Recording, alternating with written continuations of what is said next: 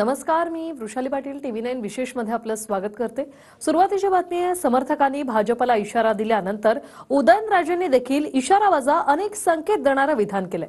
उदयनराजेंची उमेदवारी अद्याप जाहीर झालेली नाही। समर्थकांनी भाजपकडे उमेदवारी जाहीर करण्याचं आवाहन केलं असताना उदयनराजेंनी आपण अद्याप संन्यास घेतला नसल्याचं विधान केलंय। पाहूया तुमचा काय निर्णय एवढंच सांगेन, मी काय संन्यास घेणार नाही एवढंच सांगतो।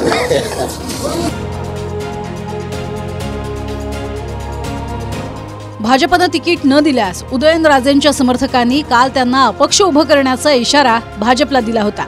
त्यानंतर आता स्वतः उदयनराजे देखील आपण राजकारणातनं संन्यास घेणार नाही असं म्हणत समर्थकांच्या मागणीला बळ देत आहेत। सध्या आपल्याकडे विमान, रेल्वे आणि सिनेमाचंही तिकीट आहे, इतर तिकिटांचं माहिती नाही अशी प्रतिक्रिया उदयनराजेंनी दिली आहे।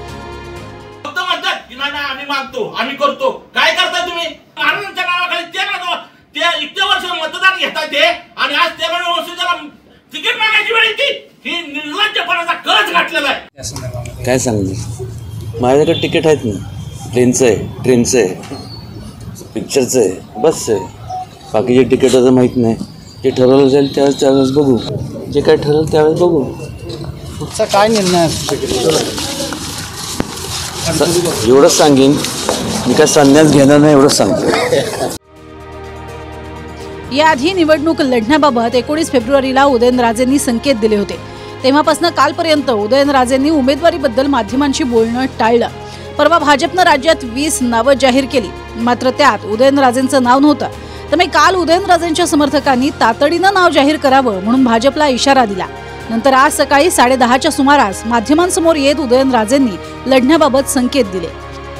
यानंतर 12च्या दरम्यान भाजपचे नरेंद्र पाटील यांनीही भाजपनं संधी दिल्यास सातारा लोकसभा लढण्याची इच्छा वर्तवली आहे, आणि त्याच्या 2 तासानंतर शिंदेच्या शिवसेनेचे जिल्हाध्यक्ष पुरुषोत्तम जाधवांनीही साताऱ्यातनं लढण्याची इच्छा बोलून दाखवली।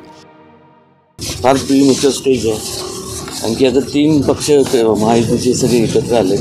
प्रत्येकाला वाटतं की म्हणजे त्यांचे जे त्यांना तिकीट्स मिळाले पाहिजे, आणि ते रास्ते त्यात काही चुकीचं नाही आहे। जे काय ठरवलं त्यावेळेस बघू। तुमचा काय निर्णय एवढंच सांगेन, मी काय संन्यास घेणार नाही एवढंच सांगतो। माझे नेते आदरणीय देवेंद्र फडणवीस साहेबांनी 2019लाही सातारा जिल्ह्यातून निवडणूक लढवण्यासाठी मला संधी दिली होती, आदरणीय उद्धव ठाकरे साहेबांच्या माध्यमातून। आजही फडणवीस साहेबांनी किंवा आमचे प्रदेश अध्यक्षांनी जर जबाबदारी दिली, नक्कीच सातारा जिल्ह्यातून या ठिकाणी खासदारकीच्या निवडणुकीच्या उमेदवार म्हणून मी या ठिकाणी निवडणूक लढवेन। 2019ला मला देवेंद्रजी फडणवीस साहेबांनी मला त्यावेळी थांबवलं आहे, त्यामुळं आता ही 4थ्यांदा मी यावेळी महायुतीच्या वतीने लढायचं म्हणतोय, त्यामुळं नक्कीच माझा मतदारसंघावरती अधिकार आहेच। महायुतीचे नेते याची नक्की दखल घेतील, कारण मी 2014ला डावलण्यात आलं म्हणून मी अपक्ष लढलो होतो। तिकडे मावळ लोकसभेसाठी भाजप समर्थक शिंदेच्या शिवसेनेला आव्हान देऊ लागलेत। महायुतीत मावळची जागा शिवसेनेकडे आहे। याआधी 2 वेळा विद्यमान खासदार श्रीरंग बारणेंनी प्रतिनिधित्व केलंय। सध्या बारणे शिंदेच्या शिवसेनेत आहेत, मात्र यंदा मावळात भाजपमय वातावरण असल्याचा दावा करत भाजप समर्थक मावळची जागा मागतायत। तर मावळमधनं आपल्यालाच पुन्हा संधी मिळण्याचा दावा श्रीरंग बारणेंनी केलाय। बदल हा निसर्गाचा नियम आहे, आणि तो बदल विद्यमान खासदारांनी स्वीकारून त्यांनी या ठिकाणी स्वतःहून भारतीय जनता पक्षाचे माजी राज्यमंत्री बाळाभाऊ वेगळे यांची उमेदवारी जाहीर करावी। जर भारतीय जनता पक्षाची बाळाभाऊ वेगळे यांची उमेदवारी जाहीर झाली नाही तर आमच्या सारखे कार्यकर्ते नोटाचे बटन दाबतील, एवढं मात्र नक्की आहे। उमेदवारी मागणं आणि कार्यकर्त्यांनी त्यांच्या भावना व्यक्त करणं स्वाभाविक आहे, आणि कार्यकर्त्यांच्या जीवावरच आपण निवडणुका लढत असतो।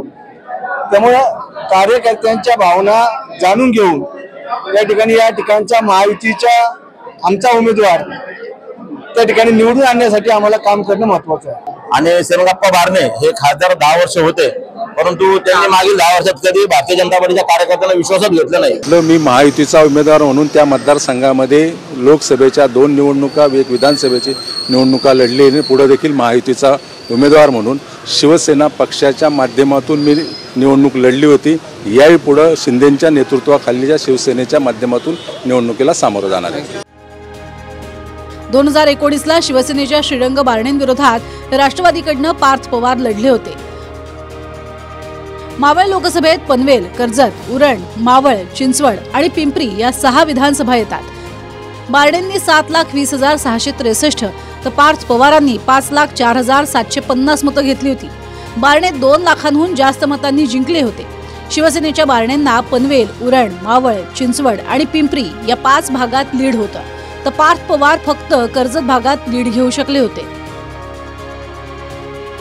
काही दिवसांपूर्वी अजित पवारांचे नेतेही मावळच्या जागेचा आग्रह धरत होते.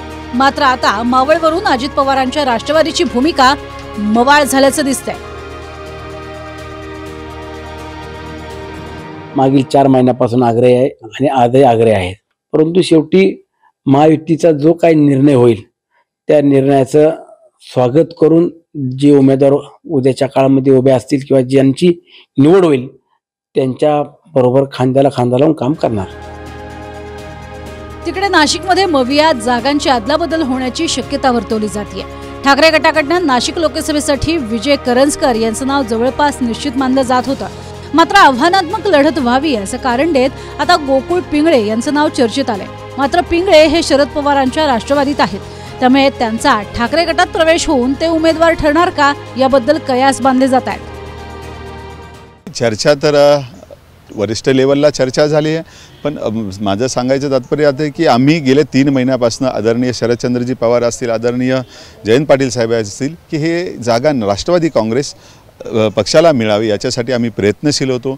पक्षावरती पूर्णपणे विश्वास आहे की चिन्ह जे आहे चिन्ह हे मशालचं आहे आणि त्या पक्षाकडनं लढणं आणि मी राष्ट्रवादी काँग्रेस पक्षाकडे आहे तो थोडासा आम्हाला काही गोष्टींनी थोडासा पटत नाही. त्यामुळे मी साहेबांशी आणि जयंत पाटील साहेबांशी बोललेलो आहे. तर कोल्हापूरच्या जागेवर भाजपची चर्चा असताना शिंदेचे खासदार संजय मंडलिकांनीही दावेदारी कायम ठेवली आहे. तसंच छत्रपती शाहूंना लोकसभेत उतरवण्यामागे शरद पवारांचं षडयंत्र असल्याचा आरोपही मंडलिकांनी केलाय. शरद पवार साहेब देशाचे मोठे नेते आहेत, आम्ही त्यांना नेहमीच मानतो. पण ते नेते आहेत आणि त्यांच्या विरोधात त्या काळामध्ये मंडलिक साहेब होते, तेवढा मोठा मी काही नाही. आणि ते आले तर निश्चितपणानं स्वागत आहे, कारण हे सगळं शाहू महाराजांना निवडणुकीला उभारायचं षडयंत्र त्यांचंच आहे. आदरणीय पवारसाहेबांची त्याच्याबरोबर असणारे सलोख्याचे संबंध, त्याचबरोबर समाजकारणात आणि महाराष्ट्राच्या एकूणच जडणघडणीसाठी केलेलं एकत्रितलं काम, हे जर संजय मंडलिकांना काहीतरी त्या ठिकाणी छोटं वाटतंय आणि त्यासाठी त्यांना पवारसाहेबांवर टीका करायची वाटते, याचाच अर्थ संजय मंडलिक यांना त्याचा पराभव निश्चित या ठिकाणी दिसतोय. Bureau report, TV9 Marathi.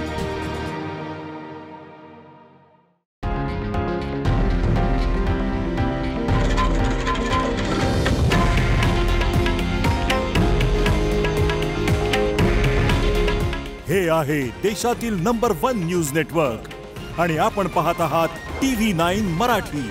काळजी तुमची, हित महाराष्ट्राचं.